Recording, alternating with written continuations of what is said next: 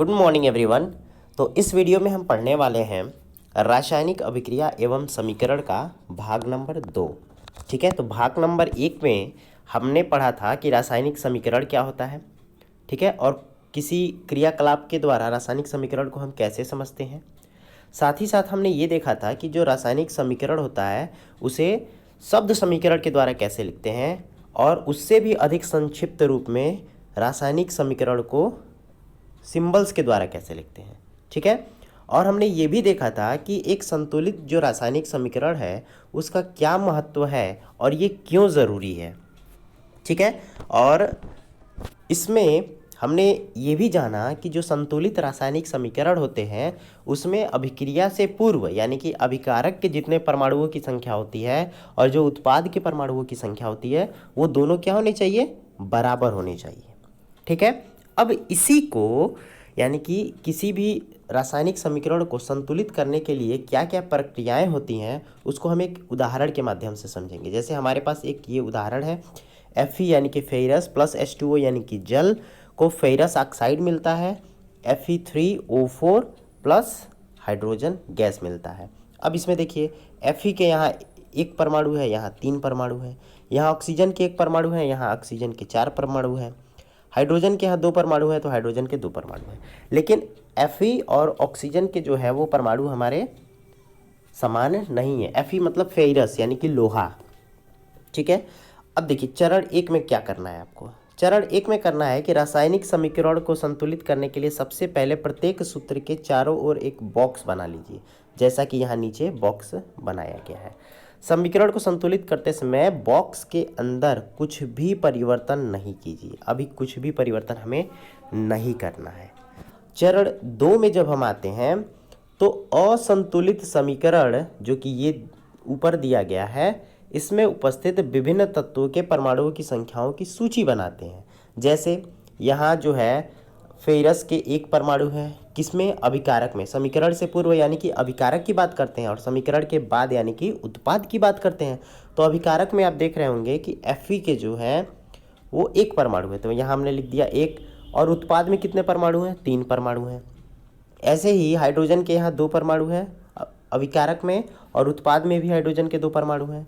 Oxygen के 1 परमाणु है और यहाँ उत्पाद में ऑक्सीजन के 4 परमाणु हैं, तो 4 परमाणु हैं। तो सभी परमाणुओं की संख्या को हमने यहाँ दिखा दिया कि अभिकारकों में कैसे परमाणुओं की संख्या है और उत्पादों में कैसे परमाणुओं की संख्या है। ठीक है, अब कहा है कि सुविधा के लिए सबसे अधिक परमाणु वाले यौगिकों को पहले संतुलित करते हैं, यानी कि आपको कोई दिक्कत ना हो इसके लिए जिसमें सबसे अधिक परमाणु है सबसे पहले उस यौगिक को संतुलित करते हैं। तो सबसे अधिक परमाणु किस यौगिक में है, तो Fe3O4 यानी कि फेरस ऑक्साइड में है। ठीक है, तो इसको सबसे पहले हम संतुलित करेंगे। तो इस आधार पर FeO3 और उसके ऑक्सीजन तत्वों को हम चुनते हैं, Fe3 और O4 के तत्वों को। बाईं ओर ऑक्सीजन के 4 परमाणु हैं दाईं ओर ऑक्सीजन के 4 परमाणु हैं जबकि बाईं ओर केवल 1। जैसा कि आप देख रहे होंगे कि यहाँ बाईं ओर सिर्फ 1 है और दाईं ओर 4 परमाणु हैं। ऑक्सीजन परमाणुओं को संतुलित करने के लिए ऑक्सीजन के परमाणु प्रारंभ में ऑक्सीजन के 1 परमाणु है, उत्पाद में 4 परमाणु हैं। तो संतुलित करने के लिए इधर 4 से हम गुणा कर देंगे। ठीक है, तो इधर 4 से गुणा करेंगे तो ऑक्सीजन यहाँ 4 हो जाएगा, यहाँ भी ऑक्सीजन पहले से 4 रखा है, तो दोनों ऑक्सीजन क्या है, समान हो चुके हैं। यह याद रखना आवश्यक है कि परमाणुओं की संख्या को बराबर करने के लिए हम अभिक्रिया में शामिल तत्वों तथा यौगिकों के सूत्र को नहीं बदल सकते। यानी कि अब आप ये मत सोचिएगा यहाँ H2O है तो यहाँ लिख देंगे आप H2O4, ऐसा बिल्कुल नहीं करना है। H2O है तो H2O ही होगा। अगर Fe है, सिर्फ अकेले Fe है तो सिर्फ Fe ही होगा। अगर H2 है तो ये H2 होगा, H3 नहीं हो सकता या फिर सिर्फ H नहीं हो सकता।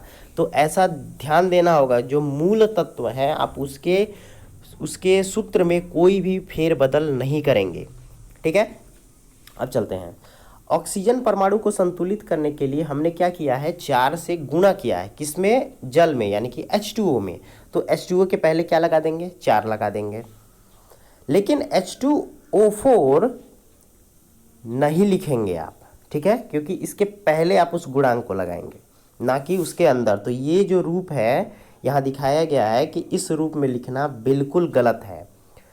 आंशिक रूप से संतुलित समीकरण अब क्या मिलेगा, जैसे जैसे कि हमने जल में 4 से गुणा किया है, तो अब क्या हो जाएगा, ये Fe तो Fe होगा, और H2O4 जो है वो 4H2O4 हो गया, 4H2O हो गया, ठीक है। और चूंकि इधर तो हमने कोई बदलाव किया नहीं, बाकी का ऐसे ही हो जाएगा। ये अभी आंशिक रूप से संतुलित है, क्योंकि अभी भी जो Fe है उसके परमाणुओं की संख्या हमारा समान नहीं है, ठीक है।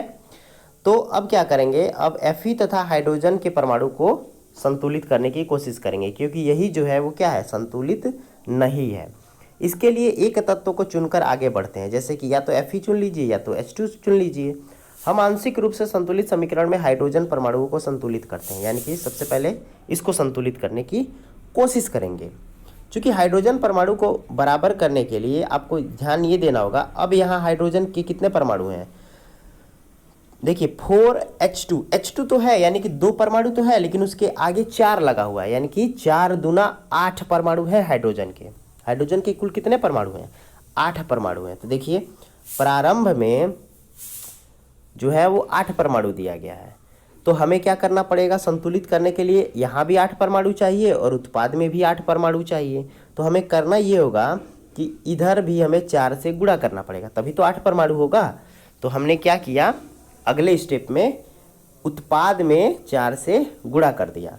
तो उत्पाद में 4 से गुणा करेंगे तो देखिए उत्पाद के पास 4 हाइड्रोजन गैस हो गए, ठीक है। तो 4 दूना 8 हाइड्रोजन होंगे, ये हाइड्रोजन गैस है, H2 जो है वो गैस है और H जो है वो परमाणु है, ठीक है। तो अंतर नहीं होना चाहिए, आपको सारे डिफरेंस जो है वो क्लियर होने चाहिए। अब जो नया संतुलित समीकरण होगा वो सिर्फ Fe में असंतुलित होगा। H2O जो है वो H के साथ संतुलित हो चुका है और O के साथ भी संतुलित हो चुका है, बस किसके साथ संतुलित नहीं है, Fe के साथ। तो ऊपर दिए गए समीकरणों को जांच करने पे पता चला कि हमें अब तीसरा तत्व चुनना होगा जो कि असंतुलित है, ठीक है। तो देखते हैं, यहाँ Fe के 1 परमाणु है, यानी कि अभिकारक में 1 है और उत्पाद में कितने हैं, 3 हैं। तो हमने दिखा दिया 1 और 3। तो करना क्या होगा, इधर भी 3 लाना होगा ना, तभी तो 3 Fe होंगे। तो हमें इधर 3 से गुणा करना पड़ेगा, किसमें, अभिकारक में। तो हमने 3 से क्या किया, गुणा कर दिया। अब गुणा करने के बाद जब देखेंगे 3 Fe हो चुका है, 4H2O हो चुका है, FeO3 में कोई परिवर्तन नहीं हुआ और 4H2 हो चुका है, ठीक है। अब देख लेते हैं, यहाँ 3 आयरन है, 3 Fe है, यहाँ भी 3 Fe है, O4 2H2 सॉरी 4H2 यानी कि समीकरण जो है वो संतुलित हो चुका है। अब क्या करेंगे, जैसे बॉक्स लगाया था उस बॉक्स को अब हम हटा देंगे। तो हटा देंगे तो क्या मिलेगा, 3Fe 4H2O arrow Fe3O4 plus 4H2। अब ये समीकरण क्या हो चुका है, संतुलित हो चुका है, ठीक है, संतुलित हो चुका है। अब ध्यान दीजिएगा, रासायनिक समीकरणों को संतुलित करने की जो विधि हमने अपनाई है, इस विधि को हम कहते हैं हिट एंड ट्रायल विधि। क्या, कौन सी विधि, हिट एंड ट्रायल विधि। तो कोई पूछे हिट एंड ट्रायल विधि क्या है, तो रासायनिक समीकरणों को संतुलित करने की विधि है, ठीक है। और कोई पूछे कि कोई समीकरण है इसको हिट एंड ट्रायल विधि से आप संतुलित करें, तो कर लोगे। क्या करना है, एक एक परमाणुओं को लेना है, उसको धीरे धीरे संतुलित करने का प्रयास करना है, ठीक है। अब उम्मीद करता हूँ कि अगर आपको पेपर में आएगा तो आप उसको लिख सकेंगे। जो हमारा अगला चरण है वो है भौतिक अवस्थाओं के संकेत लिखना, ठीक है। भौतिक अवस्थाओं के संकेत, जैसे कि अगर गैस है तो गैस का सिंबल बनाना, जल है तो जल के लिए AQ का सिंबल बनाना, गैस है तो उसके लिए S का सिंबल बनाना, लिक्विड है तो उसके लिए L का सिंबल बनाना, और गैस है तो G बनाना, सॉलिड है तो S बनाना, ठीक है, और द्रव है तो L बनाना, और जल है तो AQ बनाना, ठीक है। जल के लिए एक्वा AQ, लिक्विड यानी कि द्रव के लिए L, गैस के लिए G और सॉलिड के लिए S, ठीक है। तो ये क्या है, भौतिक अवस्थाओं के संकेत हैं जो कि हमें समीकरण में प्रयोग करना है। तो अब ध्यान दीजिएगा, अब जो हमारा जो समीकरण था, देखिए यहाँ Fe जो था वो सॉलिड के रूप में था, क्योंकि अकेला आयरन है, आयरन हमेशा किस फॉर्म में होता है, सॉलिड फॉर्म में होता है। H2O जो है वो हमारा जल है, ठीक है। H2O जो है वो हमारा जल है, यहाँ गलती लिख दिया गया है, यहाँ AQ होगा एक्वा में, ठीक है। H2O गैस के रूप में नहीं होता है, ठीक है। H2O जो है वो जल के रूप में होता है, ठीक है। और Fe3O4 जो है ये सॉलिड के रूप में हमें मिलेगा, ठीक है, क्योंकि आयरन सॉलिड है, उसको क्या कर देगा, सॉलिड कर देगा। और जो 4H2 है ये गैस के रूप में मिलेगा जी। तो यहाँ ध्यान दीजिएगा, जो H2O है वो AQ है, एक्वा के फॉर्म में, ठीक है, यानी कि द्रव के रूप में, सॉरी जल के रूप में। तो इतनी सारी चीज़ें हो चुकी हैं। अब ध्यान दीजिए, अब जो उसने यहाँ पे जी को दिखाया उसके बारे में स्पष्टीकरण दिया है कि ध्यान दीजिए, जो समीकरण में H2O के साथ जी का चिन्ह का उपयोग किया गया है, यहाँ ये दर्शाता है कि इस अभिक्रिया में जल का उपयोग भाप के रूप में किया गया है। ठीक है, बिल्कुल ठीक है। अगर हम जल का प्रयोग जैसे हम पीने वाले जल के रूप में करते हैं तब तो यहाँ AQ होता, लेकिन यहाँ इसने कहा है कि हम भाप के रूप में प्रयोग करते हैं, और भाप एक तरीके का गैस है, इसीलिए इसने सिंबल के रूप में यहाँ क्या दिया है, जी दिया है। तो जी हाँ, बिल्कुल ये जी जो है वो सही है। हमें ध्यान देना होगा कि जल का प्रयोग हम किस रूप में करते हैं। अगर ठोस के रूप में करते हैं तो वहाँ S लिखता, यानी कि सॉलिड। अगर गैस के रूप में है तो जी लिखता, और जल को जल के तरह जैसे हम ग्रहण करते हैं अगर उस रूप में लिखा होता तो वहाँ AQ लिखते। ठीक है।